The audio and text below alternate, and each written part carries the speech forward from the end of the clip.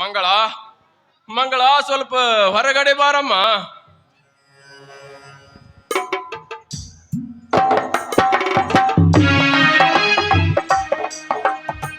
ಅಣ್ಣ ಬಂದೆ ಅಣ್ಣ. ಇವ್ರು ಯಾರು ಅಂತ ಗೊತ್ತಾಗ್ಲಿಲ್ಲ. ಬಡವರ ಕತ್ತಲೆ ಎಂಬ ಬಾಳಿಗೆ ಬೆಳಕನ್ನು ನೀಡಲು ಬಂದ ರಾಹುಬಾದ್ನ ಎರಡನೇ ಮಗ ರವಿ ಅಂತ ಇವ್ರ ಹೆಸರು. ನಮಸ್ಕಾರ. ನಮಸ್ಕಾರ ಸರ್, ಕುಳಿತುಕೊಳ್ಳಿ. ಮಂಗಳ, ಕಾಫಿ ತೆಗೆದುಕೊಂಡು ಬಾ ಅಮ್ಮ. ಆಯ್ತಣ್ಣ. ಬೇಡ ರಾಜೇಶ್, ಮನೆಯಿಂದ ಬರುವಾಗ ಎಲ್ಲ ಮುಗಿಸಿಕೊಂಡು ಬಂದಿದ್ದೇನೆ. ಏನು ನಿಮ್ಗೆ ಬಡವ್ರ ಮನೆಯಲ್ಲಿ ಕಾಫಿ ಕುಡಿಯೋ ಅಭ್ಯಾಸ ಇಲ್ಲ ಅನ್ಸುತ್ತೆ. ಛೇ ನಾನೆಲ್ಲಿ ಆಗಿ ಎಂದಿರುವೆ. ಮನೆಯಿಂದ ಬರುವಾಗ ಕಾಫಿ ತೆಗೆದುಕೊಂಡು ಬಂದಿರುವೆ ಅಂತ ಹೇಳಿದೆ ಅಷ್ಟೇ. ನೋಡಮ್ಮ, ನಾವು ಮಾತನಾಡುತ್ತಾ ಹೀಗೆ ಇರುತ್ತೇವೆ. ನೀನು ಬೇಗನೆ ಕಾಫಿ ತೆಗೆದುಕೊಂಡು ಬಾ ಅಮ್ಮ. ಆಗ್ಲಣ್ಣ.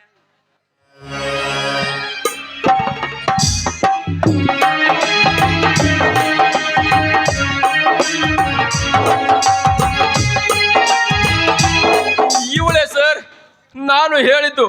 ಚಿಕ್ಕಂದಿನಿಂದಲೂ ನನ್ನ ಎರಡು ಕಣ್ಣುಗಳ ಹಾಗೆ ನೋಡಿಕೊಂಡು ಬಂದಿರುವೆ. ಇವಳನ್ನು ಒಂದು ಒಳ್ಳೆಯ ಮನೆತನಕ್ಕೆ ಮದುವೆ ಮಾಡಿ ಕೊಡಬೇಕೆಂದಿರುವೆ. ಆದರೆ ಯಾರು ಮುಂದೆ ಬಂದು ವರದಕ್ಷಿಣೆ ಇಲ್ಲದೆ ನನ್ನ ತಂಗಿಯ ಬಾಳಿಗೆ ಬೆಳಕನ್ನು ನೀಡುತ್ತಾ ಇಲ್ಲ ಸರ್, ಬೆಳಕನ್ನು ನೀಡುತ್ತಾ ಇಲ್ಲ. ರಾಜೇಶ್, ನೀವು ಹೇಳುವುದು ನಿಜವಿದೆ. ಇಂದಿನ ಈ ಸಮಾಜದಲ್ಲಿ ವರದಕ್ಷಿಣೆ ಕೊಟ್ಟರೆ ಯಾವ ಗಂಡಾದರೂ ಮುಂದೆ ಬಂದು ಹೆಣ್ಣಿನ ಕೊರಳಿಗೆ ತಾಳಿಯನ್ನು ಕಟ್ಟುತ್ತಾನೆ. ಹೆಣ್ಣು ಒಳ್ಳೆಯವಳೆ ಆಗಿರಲಿ ಅಥವಾ ದಾರಿ ತಪ್ಪಿದವಳೇ ಆಗಿರಲಿ, ಒಟ್ಟು ಕೈ ತುಂಬ ಹಣ ನೀಡಿದ್ದರೆ ಎಂಥ ಹೆಣ್ಣಿದ್ದರು ಇಂದಿನ ಈ ಸಮಾಜದಲ್ಲಿ ತನ್ನ ಕೊರಳಿಗೆ ತಾಳಿಯನ್ನು ಕಟ್ಟಿಸಿಕೊಳ್ಳಬಹುದು. ಇಂದಿನ ಈ ಯುಗದಲ್ಲಿ ಗುಣ ನಡತೆಗೆ ಬೆಲೆ ಇಲ್ಲ, ಹಣಕ್ಕೆ ಮಾತ್ರ ಬೆಲೆ ಇದೆ ರಾಜೇಶ್, ಹಣಕ್ಕೆ ಮಾತ್ರ ಬೆಲೆ ಇದೆ.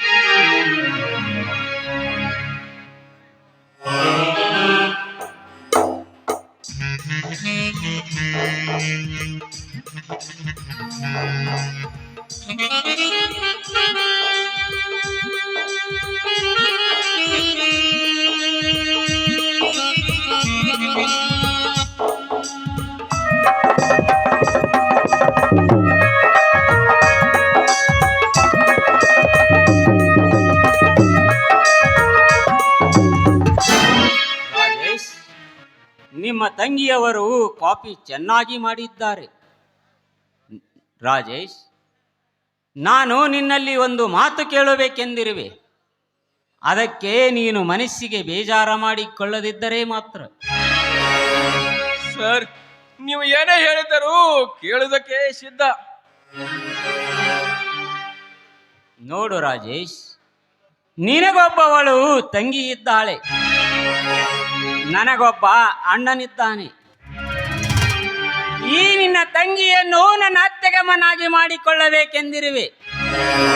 ಯಾಕೆ ರಾಜೇಶ್ ಸುಮ್ಮನೆ ನಿಂತಿರುವೆ? ನಾನೇನಾದರೂ ತಪ್ಪ ನುಡಿದಿರುವೆ? ಸರ್, ನಿಮ್ಮ ಮಾತು ಕೇಳಿ ನನಗೆ ಸಿಡಿಲೆ ಬಡದಂತೆ ಆಯಿತು. ಅಲ್ಲ ಸರ್, ಈ ಬಡವರ ತಂಗಿಯನ್ನು ಶ್ರೀಮಂತರಾದ ನಿಮ್ಮ ಅಣ್ಣನವರು ಕೈ ಹಿಡಿಯಲು ಒಪ್ಪುವರೇ? ಅಸಾಧ್ಯವಾದ ಮಾತು.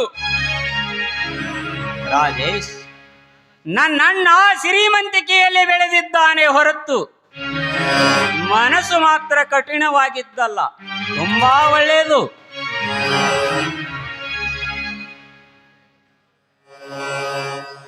ಅಣ್ಣ, ನನಗಂತೂ ಶ್ರೀಮಂತರ ಮನೆ ಸೊಸೆ ಆಗುವುದಕ್ಕೆ ಎಳ್ಳಷ್ಟು ಇಷ್ಟ ಇಲ್ಲ. ನೋಡಿ, ಯಾವ ಹೆಣ್ಣಿಗಾಗಲಿ ಶ್ರೀಮಂತನ ಮನೆ ಸೊಸೆ ಆಗಬೇಕೆಂಬ ಆಸೆ ಇದ್ದೇ ಇರುತ್ತದೆ. ಸರ್, ನೀವು ಏನೇ ಹೇಳಿದ್ದರೂ ಸರಿ, ಆದ್ರೆ ನಿಮ್ಮ ಅಂತಸ್ತಿಗೆ ತಕ್ಕಂತೆ ವರದಕ್ಷಿಣೆ ಕೊಡುವ ಶಕ್ತಿ ನನ್ನಲ್ಲಿಲ್ಲ.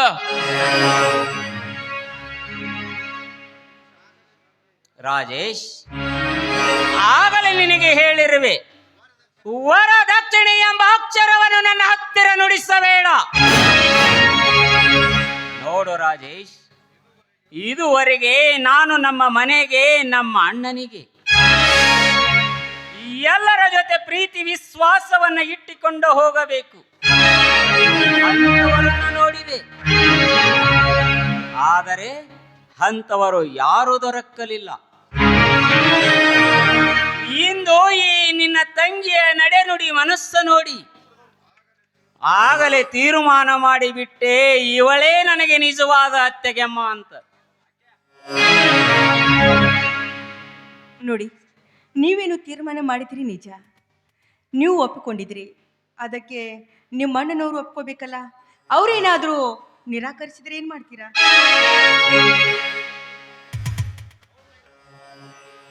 ಹೌದು ಸರ್, ಇನ್ನೊಮ್ಮೆ ವಿಚಾರಿಸಿ ತೀರ್ಮಾನ ಕೈಗೊಳ್ಳಿ. ವಿಚಾರ ಮಾಡಿಯೇ ನಾನು ಹೇಳುತ್ತೀನಿ. ಯಾಕೆಂದರೆ ನನ್ನ ಅಣ್ಣ ಎಂದಿಗೂ ನನ್ನ ಮಾತನ್ನು ಮೀರುವುದಿಲ್ಲ. ಇದುವರೆಗೆ ನಾವು ಹಾಗೆ ನಡೆದುಕೊಂಡು ಬಂದಿದ್ದೇವೆ. ಇನ್ನು ನನ್ನ ಮಾತಿನ ಮೇಲೆ ನಿಮಗೆ ನಂಬಿಕೆ ಇಲ್ಲ. ಹಾಗಾದರೆ ಮುಂದೆ ನಿಮಗೆ ತಿಳಿಯುತ್ತದೆ. ಒಂದು ನಿಮಿಷ, ನನ್ನ ತಂಗಿಯನ್ನು ನಿಮ್ಮ ಅಣ್ಣನವರಿಗೆ ಕೊಡಲು ಒಪ್ಪಿದ್ದೇನೆ. ನೀವೇ ದೇವರೆಂದು ನಂಬಿದ್ದೇನೆ. ಇನ್ನು ಮುಂದಿನ ಕಾರ್ಯವೆಲ್ಲ ನಿಮ್ಮ ಕೈಯಲ್ಲಿದೆ. ನೀನು ಚಿಂತೆ ಬಿಡು ಅತ್ತಿಗೆ, ನಾನಿನ್ನು ಬರುವೆ. ಹೋಗ್ತಿದ್ದೀರಲ್ಲ, ಅಡಿಗೆ ಎಲ್ಲ ಸಿದ್ಧ ಮಾಡಿದ್ದೀನಿ, ಊಟ ಮಾಡ್ಕೊಂಡು ಹೋಗ್ಬೋದಲ್ಲ? ಹೌದು ಸರ್, ಹೇಗೋ ಊಟ ಸಮಯವಾಗಿದೆ, ಊಟವನ್ನು ಮುಗಿಸಿಕೊಂಡು ಹೋಗಿಬಿಡಿ. ಪರವಾಗಿಲ್ಲ, ನಿಮ್ಮ ಮಾತಿನಿಂದಲೇ ನನ್ನ ಹೊಟ್ಟೆ ತುಂಬಿತು. ನಾನು ಹೋಗಿ ಬರುವೆ.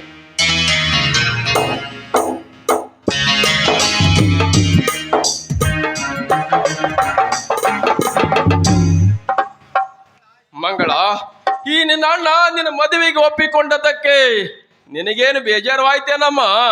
ಇಲ್ಲಣ್ಣ, ನನಗೇನು ಬೇಜಾರಾಗಿಲ್ಲ. ನಡೆಯೋಣ, ಊಟ ಮಾಡುವೆ ಅಂತ. ನಡಿಯಮ್ಮ, ಹೋಗೋಣ.